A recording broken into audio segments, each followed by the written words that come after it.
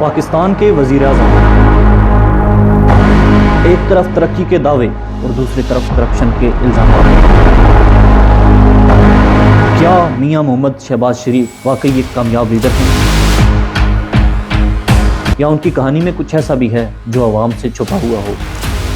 یہ ہے شہباز شریف کی وہ کہانی جو صرف سیاست نہیں بلکہ طاقت، فیصلوں اور تنازعات کی سٹوری ہے۔ آج ہم دیکھیں گے ان کی کامیابیاں، ان پر لگنے والے الزامات اور وہ حقیقت جو شاید آپ کو پہلے کبھی نہ بتائی گئی۔ شہباز شریف کا تعلق ایک بااثر سیاسی خاندان سے ہے۔ بڑے بھائی نواز شریف جو 3 بار وزیر اعظم رہ چکے ہیں، اور اسی پولیٹیکل بیک گراؤنڈ نے شہباز شریف کو سیاست میں آنے کے لیے مضبوط راستہ دیا۔ جب بھی شہباز شریف کا ذکر ہوتا ہے تو سب سے پہلے بات ہوتی ہے ترقیاتی منصوبوں کی، خاص طور پر ان کے دور حکومت میں بطور وزیر اعلیٰ پنجاب، جہاں انہوں نے انفراسٹرکچر پر بھرپور فوکس کیا۔ پنجاب میں کئی بڑے منصوبے شروع کیے گئے۔ لاہور اور اسلام آباد metro bus service, orange line metro train, signal free corridors اور نئی سڑکیں اور فلائی اوورز۔ ان منصوبوں کا مقصد تھا ٹریفک کے نظام کو بہتر بنانا، شہری زندگی کو آسان بنانا، اور واقعی لاہور جیسے شہر میں ٹریول ٹائم بھی کافی حد تک کم ہو گیا ہے۔ ان تمام منصوبوں میں سب سے زیادہ اٹینشن حاصل کرنے والا پروجیکٹ تھا اورنج لائن میٹرو ٹرین۔ یہ پاکستان کی پہلی ماڈرن میٹرو ٹرین تھی جس کی لاگت تقریباً 250 ارب روپے آئی، اور اس پر روزانہ ہزاروں کی تعداد میں مسافر سفر کرتے ہیں۔ لیکن سوال یہ اٹھتا ہے، کیا یہ پروجیکٹ واقعی ورتھ اٹ تھا؟ کریٹکس کہتے ہیں کہ اتنی بڑی رقم تعلیم اور ہیلتھ میں بھی لگائی جا سکتی ہے۔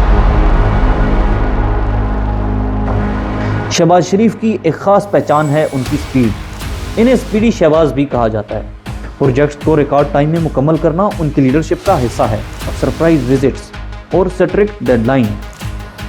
لیکن کچھ لوگوں کا کہنا ہے اس تیزی کی وجہ سے بعض منصوبوں میں کوالٹی متاثر ہوتی ہے۔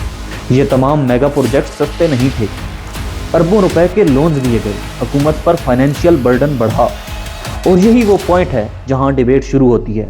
کیا یہ ترقی سسٹینیبل تھی یا صرف شارٹ ٹرم دکھاوا؟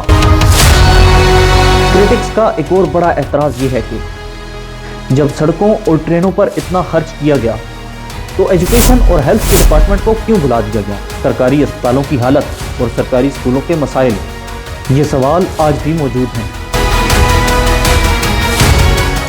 اگر ہم نیوٹرل ہو کر دیکھیں تو تصویر مکس نظر آتی ہے۔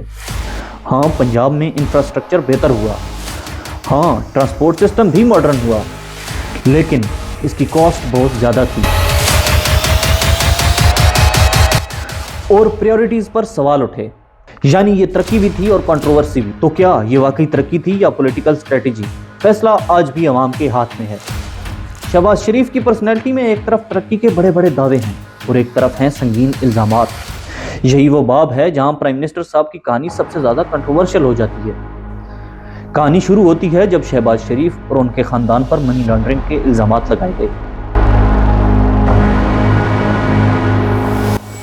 اربوں روپے بیرون ملک منتقل کرنے کا الزام، فیک اکاؤنٹس کے ذریعے ٹرانزیکشنز۔ یہ کیس اتنا بڑا تھا کہ پورے ملک کی توجہ اس پر مرکوز ہو گئی۔ ان الزامات کی تحقیقات کی نیب نے رپورٹس کے مطابق مختلف اکاؤنٹس میں مشکوک ٹرانزیکشنز پائی گئیں۔ فیملی ممبرز کے نام پر اکاؤنٹس استعمال ہوئے، لیکن یہ کہانی اتنی سادہ نہیں تھی۔ شہباز شریف اور ان کی جماعت کا کہنا تھا کہ یہ سب الزامات جھوٹے ہیں اور صرف سیاسی انتقام کا حصہ ہیں۔ ان کا دعویٰ تھا کہ کوئی بھی کرپشن ثابت نہیں ہوئی۔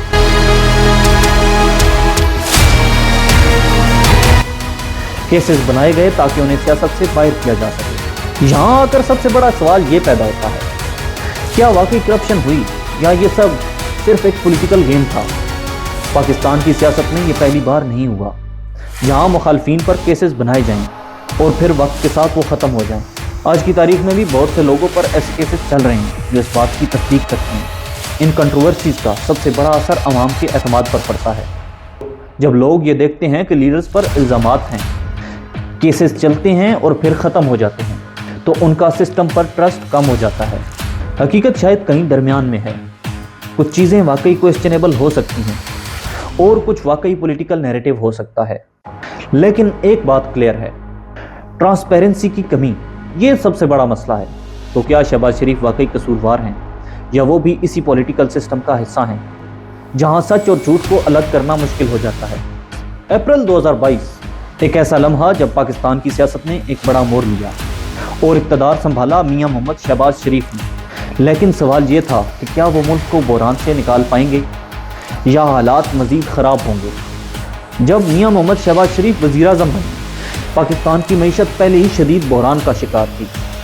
फॉरेन रिजर्व्स खतरनाक हद तक कम हो चुके थे, डॉलर का रेट तेज़ी से ऊपर जा रहा था और महंगाई काबू से बाहर हो रही थी। ये कोई आम हुकूमत नहीं थी, ये एक क्राइसिस मैनेजमेंट मिशन था। हुकूमत का पहला बड़ा कदम था IMF के साथ डील, जिसका मकसद था पाकिस्तान को डिफॉल्ट से बचाना। लेकिन इस डील की कीमत भी थी, बिजली महंगी, पेट्रोल महंगा और टैक्सेस में इजाफा। यानी मुल्क तो बच गया लेकिन अवाम पर बोझ बढ़ गया। आज अगर आप किसी आम पाकिस्तानी से पूछें तो जवाब क्या मिलता है?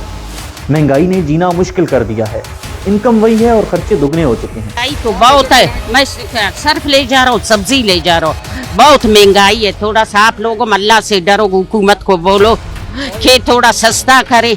हाँ नहीं, फिर सिर्फ पाकिस्तान में और जगह कम करेगा, सिर्फ पाकिस्तान में ज्यादा करेगा। पाकिस्तान की मुसलमान नहीं है ना, अरब ममालिक वो तो रमजान में कम करेगा, इधर ज्यादा है। आज डबल हो गया है। गरीब लोग क्या करे? हम लोग तो ले सकता है, गरीब लोग क्या करें?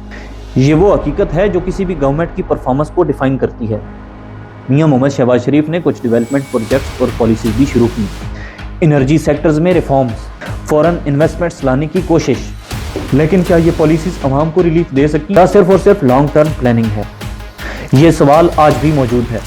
एक वज़ीर-ए-आज़म के लिए सिर्फ मईशत ही मसला नहीं होती, अपोजिशन का प्रेशर, एहतजाज और धरने और सियासी इंस्टेबिलिटी। खास तौर पर इमरान खान नियाजी की स्ट्रॉन्ग अपोजिशन ने हुकूमत के लिए हालात और संगीन बना दिए। बहरहाल जो भी हो, सवाल ये उठता है, क्या शहबाज शरीफ कामयाब रहे? अगर मुल्क को डिफॉल्ट से बचाना सक्सेस है तो बेशक हाँ वो कामयाब रहे, लेकिन अगर अवाम को रिलीफ देना सक्सेस है तो शायद नहीं। यही वो हकीकत है जो इस कहानी को कॉम्प्लिकेटेड बनाती है। हर हुकूमत के पास एक्सक्यूजेस हो सकते हैं, लेकिन अवाम के पास सिर्फ एक सवाल होता है, क्या हमारी जिंदगी बेहतर हुई? और यही सवाल हर लीडर का इम्तिहान होता है।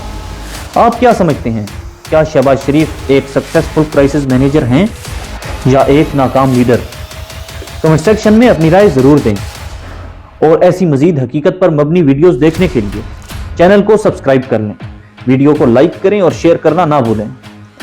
इसी के साथ मैं आपका होस्ट असनात नवाज आपसे इजाजत चाहूंगा। पाकिस्तान जिंदाबाद, पाकिस्तान पाइंदाबाद, फी अमानिल्लाह।